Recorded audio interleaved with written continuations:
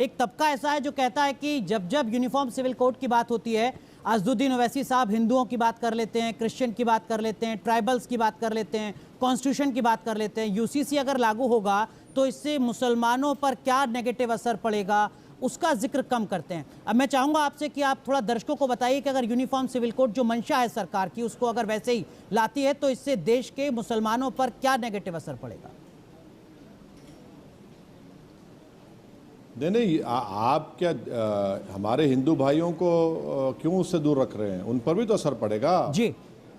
Hindu undivided family का tax rebate 2015 में 3065 करोड़ का टैक्स रिबेट मिला, वो ख़त्म हो जाएगा।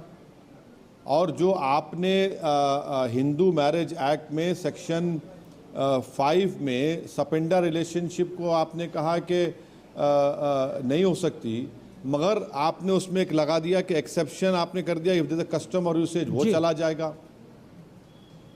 आप तैयार हैं कि हमारे हिंदू भाई उसके लिए? नहीं सर, वो बिल्कुल। और फिर आप क्या बीजेपी से हम पूछना नहीं, सुनिए सुन तो लीजिए। कहिए।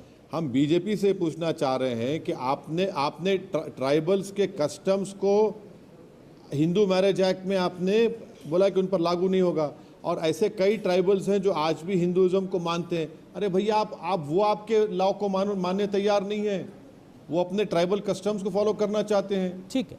आप झारखंड की मिसाल लीजिए, झारखंड में छोटा नागपुर एक्ट है और संताल प्रेगनेंसीज एक्ट है, जो आदिवासियों की जमीन की हिफाजत के लिए बनाया गया। क्या बीजेपी उसको निकाल देगी? बिल्कुल ठीक है। अच्छा, आनंद कटराज एक्ट है सिखों के लिए, जो 2012 में, आप उसको भी निकालना पड़ेगा आपको। गोवा में पोर्चुगीज सिविल कोड है, जिसमें यह कहा गया कि अगर कोई हमारी हिंदू बहन 25 और 30 साल की उम्र में उसको बेटा नहीं होता है जी, तो